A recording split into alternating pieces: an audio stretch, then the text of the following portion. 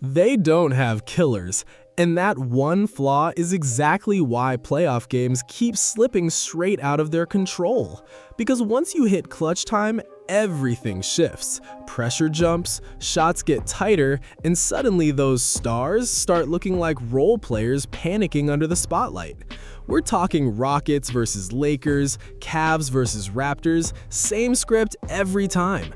Dominate for 3 quarters, build the lead, then completely fold when it matters most. So now you've got to ask the real question. Is this coaching failure, execution breakdown, or are these rosters just not built to survive winning time? Let's break it down. They've got relaxed players, you know what I mean? They've got talent, sure, but I've been saying it straight. They don't have killers. Just couldn't keep Mobley off the glass. Harden back to work. Mid-range, short. Went right at Sam Merrill. Merrill defended pretty well, but just used his strength. Shed cut off Mitchell. And is it going to be an 8? Mitchell with the ball. Mitchell into the lane. Lefty lane. Won't go. Rebound Ingram. Mitchell trying to find an angle. Mitchell forces it up. Didn't need it. Trying to flag it down. When you study playoff basketball historically, one thing every all-time great team has in common is elite clutch execution late in the game. And if you zoom into the 2026 playoffs, just round 1, you start seeing that pattern again and again, where clutch performance can literally swing a series in either direction. Case in point, Rockets versus Lakers Game 3 in Houston. The Rockets in this one, listen to this, put on a textbook example of how to snatch defeat from the jaws of victory. Smart steps in front. Smith just had to get it to his teammate, and a foul is called. Second body, Hachimura, and he turns it over. Get it ahead for James. Slaps it over to Kennard. Lakers are down by 3 for the tie. It's good. That Rockets collapse right there, yeah, one of the most embarrassing fourth quarters I've seen in a recent NBA history, where it was just over and over again, low IQ decisions and straight up bad basketball. Jabari Smith holds on to that ball, the Rockets win that game.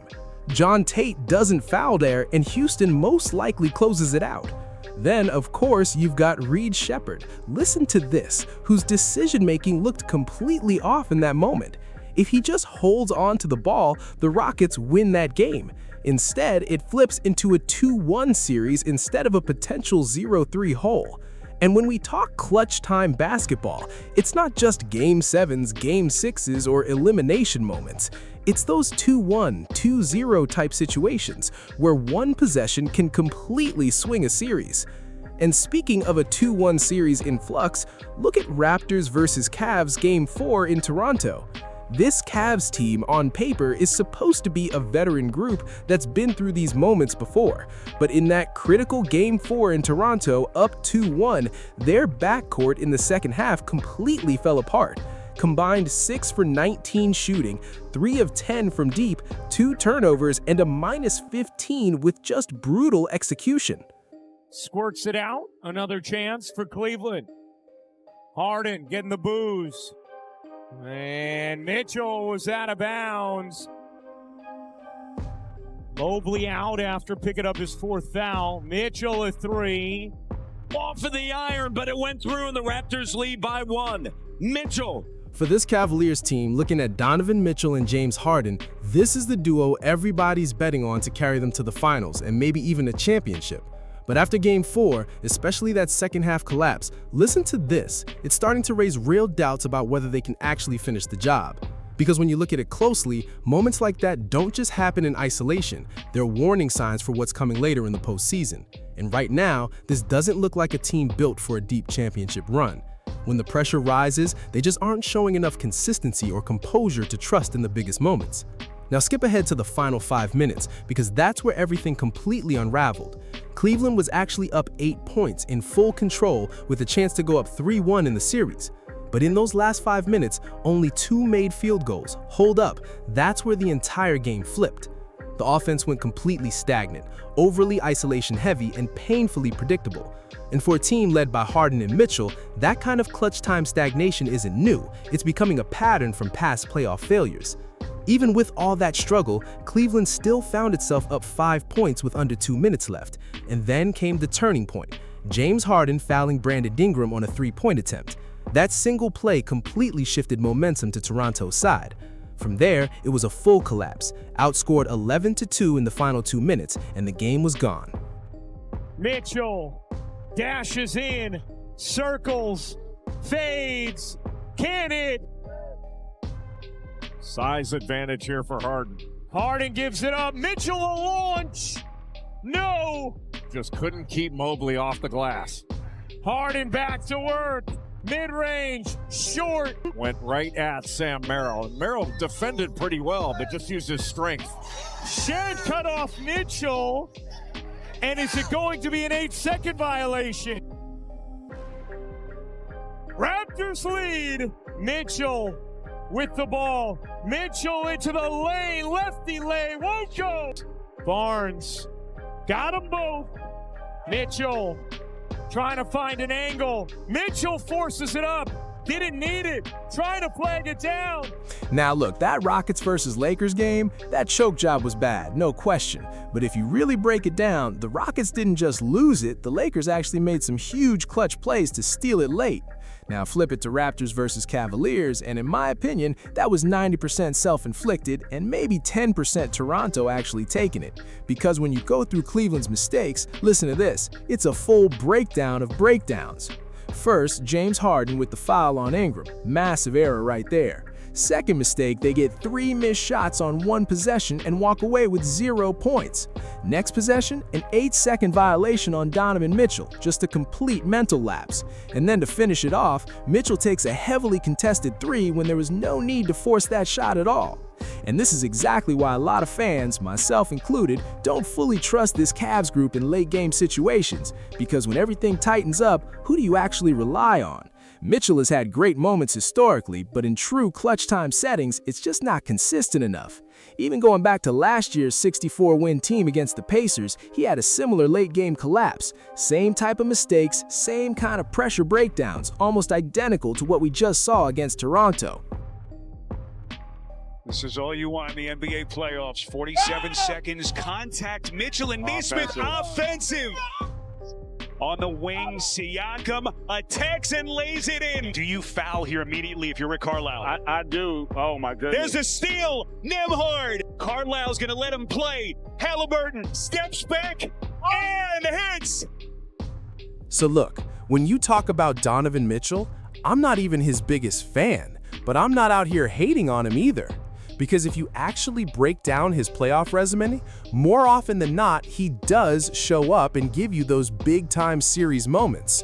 But like we saw against Indiana last year and New York in previous runs, when the games tighten up, the lights get brightest. But he just doesn't consistently operate like the true elite superstar you expect.